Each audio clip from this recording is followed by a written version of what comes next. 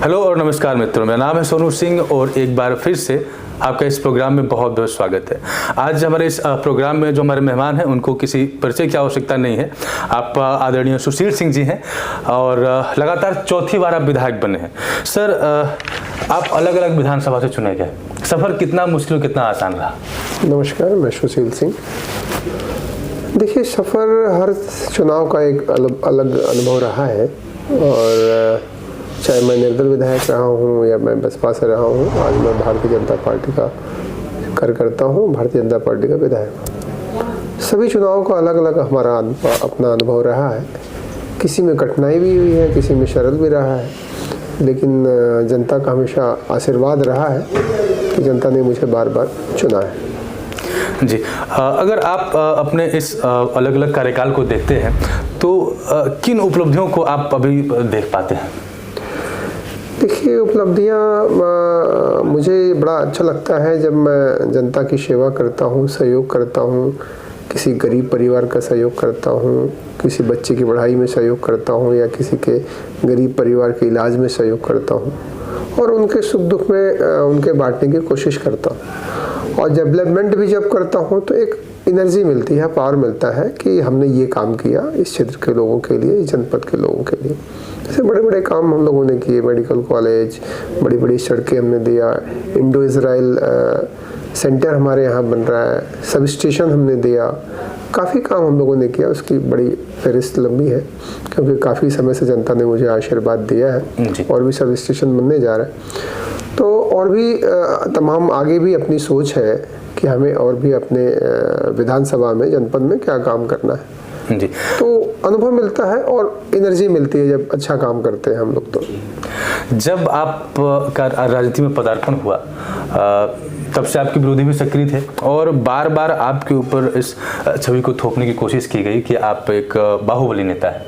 और चूंकि एक लंबा सफ़र आपने तय किया, 4 बार विधायक आप चुने गए, अलग अलग विधानसभा से चुने गए, इस छवि से पीछा छुड़ाने में कितना प्रयास करना पड़ा आपको, या क्या आप मानते हैं कि आपको प्रयास ही नहीं करना पड़ा, जो आपका सहज व्यक्तित्व है बस उसी को आप जी रहे हैं? देखिए, आरोप तो देश के यशस्वी नेता, दुनिया के सबसे बड़े नेता आदरणीय मोदी जी पे भी लगता है। विपक्ष हमेशा उनके बारे में नाप शनाप बकता है। हमारे आदरणीय नेता आदि योगी आदित्यनाथ महाराज जी के ऊपर भी कुछ न कुछ लगता है। तो विपक्ष तो कभी हम सबके ऊपर या नेता के ऊपर तो कभी अच्छी बातें कह नहीं सकता, उनका अपना स्वभाव है। तो लोकल भी वही हाल है कि वो लोग छोटी सोच के हैं, छोटी मानसिकता के हैं, ना तो उनको देश से मतलब है न जनता से मतलब है, तो हमेशा वो अच्छी हरकत या इस तरह की बातें करते हैं।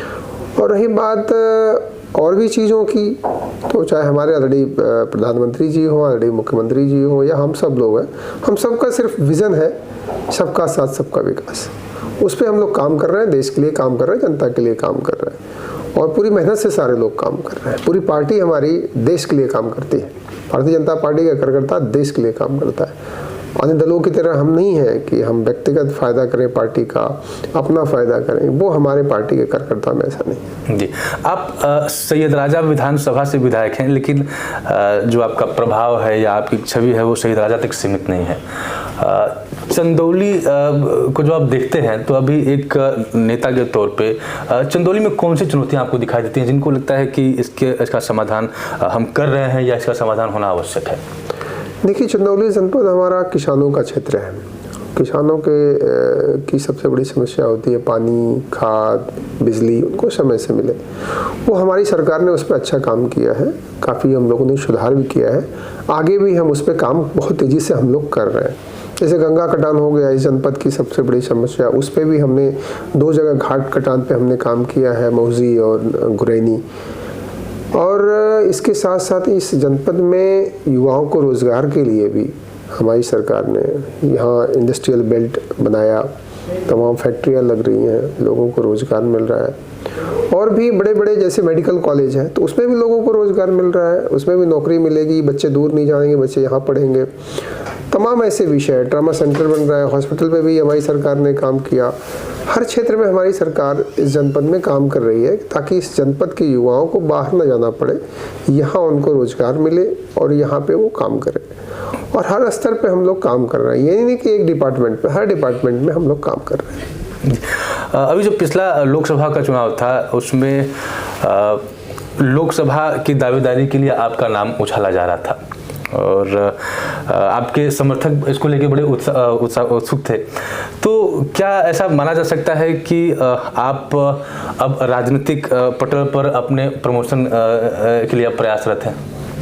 देखिए, क्या है कि लगभग 20 सालों से लगभग इस क्षेत्र में मैं, उससे ज़्यादा समय से मैं जनता के बीच में हूँ और जनता का जो स्नेह और लोगों का यहाँ जो प्यार मुझे मिलता है, मैं अभिभूत रहता हूँ और ये ईश्वर की कृपा है, यहाँ के लोगों की कृपा है। और रही बात क्षेत्र के इधर उधर, तो मैं रहने वाला तो बनारस का हूँ और ये चंदौली भी हमारा पहले बनारस का ही पार्ट हुआ करता था। तो मेरे पिताजी भी सदस्य विधान परिषद 2 बार रहे, तो उनका अपना क्षेत्र, उनके अपने लोग, वो सारे संबंध भी मुझे निभाने पड़ते हैं। तो इस वजह से लोगों ने सोचा कि पार्लियामेंट, और मुझे लगा कि हम लोगों का क्षेत्र संपर्क ज़्यादा है, लोगों की और सहयोग करनी है, तो हम लोगों को भी आगे भी कोशिश करना चाहिए। तो हम लोगों ने कोशिश किया। खैर, कोशिश करना अपनी जगह है, लेकिन फैसला तो पार्टी का होता है। लेकिन पार्टी ने जो फैसला किया, हम लोग पार्टी के कार्यकर्ता हैं, पार्टी के साथ काम करते हैं और कार्यकर्ता हमारे हैं, हमारे लिए सोचते हैं। तो ये तो हमारा सौभाग्य है कि हमारे कार्यकर्ता हमारे लिए अच्छा सोचते हैं। उनको पता है कि हमारा नेता हमारे लिए काम करता है, हमारे क्षेत्र की जनता के लिए काम करता है, तो ये तो हमारा सौभाग्य है। आपने किसानों का जिक्र किया। जब भी धान की खेती का समय आता है, मैं पिछले 2-3 साल से मैं ये प्रकरण देख रहा हूँ, तो वीडियो के माध्यम से पानी की कमी को उजागर किया जाता है या उठाया जाता है और फिर आरोप प्रत्यारोप भी होते हैं। इसके ऊपर आप क्या कहना चाहेंगे? क्या सच्चाई है इसके पीछे? देखिए, सच्चाई का विषय है कि कुछ ना कुछ तो है। और रही बात, इस जनपद में पहले न तो पानी होता था, न तो बिजली थी। जब पंडित कमलापति त्रिपाठी जी इस क्षेत्र के नेता हुए, तो उन्होंने सिंचाई की व्यवस्था अच्छी की, इसमें कोई दो राय नहीं। अब ये समय 40 साल पहले की बातें बता रहा हूँ मैं आपको। तो 40 साल पहले उन्होंने जो बनाया था, वो सारी चीज़ सिस्टम जर्जर हो चुके थे। बीच में बहुत सी सरकारें आई और गईं, उन सरकारों ने कोई काम नहीं किया। जब आदरणीय योगी जी की सरकार आई, तो हमारी सरकार ने सिंचाई पे भी काम किया, हमारी सरकार ने बिजली पे भी काम किया। तभी जा कर के पहले 6 घंटे 4 घंटे बिजली मिलती थी, आज 20 घंटे 24 घंटे गांव में बिजली मिल रही है। ये गांव के लोग भी आपको बता सकते हैं। और रही सिंचाई की बात, सिंचाई क्षेत्र में भी हम लोगों ने पंप कैनाल बनाए, हम लोगों ने लाइनिंग किया, हम लोगों ने लिफ्ट कैनालों को बदला, हम लोगों ने पुराने सिस्टम को बदला। तो जब पुराना सिस्टम हो जाता है तो वो हमेशा ख़राब हो जाता है। तो हम लोगों ने सारे सिस्टम को बदला है और बदलने के बाद स्थिति ये हुई है कि 80% हम लोगों ने सुधार लाया है और 20% चीज़ें हैं जर्जर हैं, तो एक साथ तो किया नहीं जा सकता। तो वो भी हमें लगता है कि जिस तरीके से ऑलरेडी योगी जी का आशीर्वाद है, उस तरीके से हम लोग आने वाले समय में जल्द हम अपने जनपद के किसानों को समय से पानी और समय से बिजली और समय से उनको खाद के साथ साथ उनकी फसल भी हम लोग समय से खरीद लेते हैं। हमारे यहाँ कोई जनपद में धान का किसान या गेहूं का जो किसान हमारा है परेशान नहीं होता, आसानी से उसका धान भी गेहूं भी समय से बिक जाता है और पैसे भी उसके अकाउंट में सीधे आ जाते हैं। कोई बिचौलिया नहीं, कोई उसमें दलाली नहीं। और पहले ऐसा नहीं होता था। पहले तो आप जनता से पूछेंगे, किसान से पूछेंगे तो बताएंगे पहले और अब में क्या अंतर है। रोजगार का मुद्दा चंदौली हो या चंदौली माने वाले विधानसभा हो, बड़े जोरों शोर से उठाया जाता है। इसको लेके सरकार की तरफ से क्या स्कीम है या आपका क्या विजन है, अगर इसके ऊपर आप कुछ कहना चाहें? देखिए, विजन है तो हमारे जनपद में बड़ी ज़मीनें नहीं है जिससे हम कोई बहुत बड़ा प्लांट लाएं, कोई फैक्ट्री लाएं या कोई ऐसी योजना लाएं। तो ऐसे छोटे छोटे, जैसे हमारे यहाँ स्टेडियम बन रहा है, पहले इस जनपद में किसी सरकार ने स्टेडियम के बारे में नहीं सोचा। ऑलरेडी योगी जी ने, ऑलरेडी मोदी जी ने खेलो इंडिया के माध्यम से देश के प्रदेश के युवाओं को खेलने के लिए प्रेरित किया, कोशिश किया कि हर जनपद में स्टेडियम होना चाहिए। हमारे जनपद का सबसे बड़ा स्टेडियम बन रहा है, धरारा में बनने जा रहा है। हमारे विधानसभा में खुद स्टेडियम बन रहा है। तो जो पहले काम नहीं होता था, वो हम लोग काम कर रहे हैं अपने युवाओं को आगे बढ़ाने के लिए। रही रोजगार की बात, मैंने कहा पहले भी आपको बताया कि हमारे जनपद में इंडस्ट्रियल बेल्ट को हम लोग बढ़ावा दिए हैं ताकि फैक्ट्रियाँ आएँ और फैक्ट्री आएंगी तभी लोगों को रोजगार मिलेगा। और किसान है यहाँ सबसे बड़ी, यहाँ तो किसान की खेती का विषय होता है, उसमें भी हमारी सरकार काम कर रही है। तो लोगों को इसी माध्यम से रोजगार मिलता है। और मेडिकल कॉलेज हो गया, आने वाले समय में जो हमारी अपनी सोच है कि यूनिवर्सिटी इस जनपद में लाएंगे ताकि हमारे बच्चों को बाहर ना जाना पड़े। और इस सब चीज़ों से रोजगार भी, लोगों को नौकरियां मिलती हैं, हर चीज़ों से कुछ ना कुछ प्लस होता है। हम सड़क बना रहे हैं वो भी रोजगार है, हम कोई अच्छी चीज़ प्रोजेक्ट ला रहे हैं वो भी एक रोजगार है। तो बाकी लोग उस चीज़ को नहीं जोड़ते हैं। नौकरी ही रोजगार नहीं होता है, रोजगार तो कोई धंधा भी होता है, बिजनेस भी होता है, वो भी रोजगार होता है। जैसे लोग अच्छी फसल पैदा करते हैं, अच्छी फसल जब खरीदी जाती है, हमारे यहाँ मछली का सबसे बड़ा सेंटर बन रहा है और हमें लगता है कि देश का सबसे बड़ा सेंटर बन रहा है हमारे चंदौली में, ताकि हमारा जो मछली बेचने वाला निषाद है, बिंद है, या जो लोग भी इस मछली धंधे में हैं, उनकी मछली हम लोग उनको बीज भी, उसका बच्चा भी देंगे, उसको पालने की नियम भी बताएंगे, उनका खरीदेंगे भी और उनका बाहर बेचेंगे और उनको अच्छा पैसा देंगे। तो हमारे जनपद में ये बहुत तेज़ी से चल रहा है। लोग गांव-गांव में आप देखेंगे तो लोग तालाब बना करके अपने खेतों में, अब खेती नहीं कर रहे हैं, तालाब बना करके मछली पाल रहे हैं। तो ये अच्छा विषय है। लोगों का रोजगार यही एक साधन होता है। आदरणीय मोदी जी की सरकार मुद्रा ऋण योजना के तहत लोगों को पैसे दे रही है कि लोग बिजनेस करें, लोग छोटा छोटा उद्योग धंधा खोलें। तो हर स्तर से हमारी सरकार काम कर रही है। अभी आप महाराष्ट्र चुनाव से आए हैं और महाराष्ट्र चुनाव में जो परिणाम है वो विरोधियों को चौंकाने वाले हैं। अभी 2 दिन पहले शरद पवार जी ने कहा कि जो परिणाम आया है उससे आम जनता नाराज है, उनका इशारा ईवीएम की तरफ था। इसके ऊपर आप क्या कहना चाहेंगे? देखिए, विपक्ष जब भी हारता है तो रोना रोता है और इस तरीके से रोता है कि जिसको आप सोच भी नहीं सकते। अब वो जीत जाते हैं तो कहते हैं कि बीजेपी खत्म हो गई, और जब बुरी तरह से हार जाते हैं तो कहते हैं ईवीएम खराब है। अब झारखंड में देख लीजिए, झारखंड में क्या हुआ, झारखंड के बारे में नहीं बोल रहे, महाराष्ट्र के बारे में बोल रहे हैं। अब उनको वहाँ की जनता ने एक तरफा समर्थन दिया, वहाँ की जनता को दिखा कि भाजपा और गठबंधन किस तरीके से अच्छा काम कर रहा है। हम लोग चुनाव में गए थे तो देखने को ये मिल रहा था कि जो बहनें हैं वो चुनाव में आगे थी, महिलाएं आगे थी। तो हम लोग समझ गए थे कि जब घर की महिलाएं अगर सड़क पे आ गई तो फिर बीजेपी का एक तरफा आया और रिजल्ट भी वही आया। तो हम लोग कहीं चुनाव में भी जाते हैं तो वहाँ के लोगों से सीखते हैं, हम कुछ बताते हैं और उनसे सीखते भी हैं। तो वहाँ से भी मैंने काफ़ी चीज़ें सीखी हैं। लेकिन अच्छा वहाँ लगा कि महिलाएं वहाँ पे इस चुनाव में आगे थी। तो हम लोग समझ गए थे कि जब महिलाएं चुनाव में आ गई आगे तो फिर इस चुनाव को बीजेपी काफ़ी लीड करेगी, और वही हुआ। अब वो हार गए तो वो क्या कहेंगे, वो अपनी उपलब्धियों को नहीं बताते, वो देश के लिए क्या करते हैं वो नहीं बताते। हमारी पार्टी का विजन है सबका साथ सबका विकास। आदरणीय मोदी जी की प्रेरणा से हम सारे कार्यकर्ता, सारी विधायक, सांसद, सब लोग हम लोग मोदी जी के विजन पे काम करते हैं, सबका साथ सबका विकास। जी, गठबंधन का दौर है और अगर महाराष्ट्र के चुनाव को देखें तो जो विपक्ष था एमवीए, उनके साथ भी एक शिवसेना थी, उनके साथ भी एनसीपी थी, और जो महायुति थी इनके साथ भी शिवसेना और इनके साथ भी एनसीपी। अच्छा, क्या हो गया कि लोगों ने अपना समर्थन महायुति को दे दिया? देखिए, शिवसेना क्या थी? शिवसेना मतलब बाला साहब ठाकरे जी का जो विज़न था, जो उनकी सोच थी अखंड भारत, वो उद्धव ठाकरे जी उस चीज़ को भूल गए। उन्होंने ये सोचा ही नहीं कि हम, उनके जो पिताजी थे उनकी क्या सोच थी, किस सोच पे वो काम करते थे। वो लोग देश के लिए काम करते थे और ये व्यक्तिगत इन लोग काम करना शुरू कर दिए। शरद पवार साहब बड़े नेता हैं, मैं उनके बारे में बहुत कुछ नहीं कह सकता, लेकिन जिस तरीके से उन लोगों ने जिनसे गठबंधन किया, उनके इतिहास को समझने की कोशिश नहीं किया कि भारत के इतिहास को इन सभी पार्टियों ने दबाने की कोशिश की। हमारे भारत की जो संस्कृति है, भारत की जो सभ्यता है, उस चीज़ को इन लोगों ने दबाने की कोशिश की। कांग्रेस ने हमेशा इस देश को गर्त में डाला, चाहे देश के युवाओं के प्रति या देश की संस्कृति के प्रति या देश के संस्कार के प्रति। कांग्रेस ने हमेशा देश को नुकसान पहुंचाया है। और वही दिन रही कि लोगों को समझ में आ गया कि सारी दल उन ऐसे लोगों की विचारधारा के साथ है, तो लोगों ने झटका दिया, अच्छे से झटका दिया। अब हरियाणा का चुनाव देख लीजिए, वहाँ भी लोगों को झटका मिला। क्यों? क्योंकि लोगों को दिख रहा है कि देश का विकास सबसे महत्वपूर्ण है और देश हमारा सबसे पहले सुरक्षित रहना चाहिए। इसलिए जनता ने भारतीय जनता पार्टी को समर्थन दिया है। जी, CAA को लेकर विपक्ष संसद में हमलावर था और कारण यह था कि उनका कहना था कि आप धर्म के आधार पे या व्यक्ति का बैकग्राउंड देख के आप नागरिकता तय नहीं कर सकते। लेकिन आज बांग्लादेश में जिस तरह की हिंसा हो रही है, जिस तरह से हिंदुओं के धार्मिक स्थलों को नुकसान पहुंचाया जा रहा है, क्या आपको लगता है कि अब विपक्ष को इस उदाहरण को देखते हुए पुनर्विचार करना चाहिए और आदरणीय अखिलेश यादव को भी उसके समर्थन में आ जाना चाहिए? देखिए, विपक्ष तो हमेशा औरंगजेब, हुमायूं, बाबर को ही महान बताता है। महाराणा प्रताप जी, शिवाजी महाराज, इनको महान बताने में उनको बड़ा कष्ट होता है।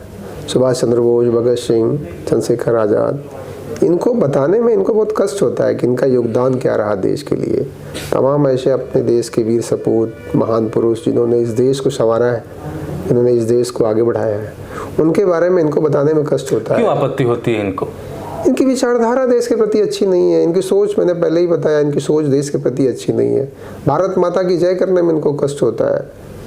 तो इस तरह की विचारधारा के जब ये लोग दिमाग में रखे हुए हैं कि हमें वोट लेने के लिए हमें भारत माता से मतलब नहीं रखना है, देश की जनता से मतलब नहीं रखना है, तो इसलिए लोग अनाप शनाप इस तरह की चीज़ें करते हैं। भारतीय जनता पार्टी ऐसा नहीं करती। भारतीय जनता पार्टी के लिए सर्वोपरि है हमारा देश, हमारी जनता, बाद में पार्टी आती है। हम लोग काम करते हैं तो पहले जनता के लिए काम करते हैं, पार्टी के लिए काम नहीं करते, पार्टी के लिए बाद में काम करते हैं। पार्टी भी हमारी सर्वोपरि है, लेकिन सबसे पहले जनता है और देश हमारा है। बांग्लादेश के हिंसा को आप कैसे देखते हैं और इसके पीछे किन कारणों को आप जिम्मेदार मानते हैं? देखिए, बांग्लादेश में जो हो रहा है वो बहुत ही गंभीर विषय है। अगर विपक्ष को, मैंने कहा ना, विपक्ष की तो विचारधारा ही बड़ी अजीब हो गई है।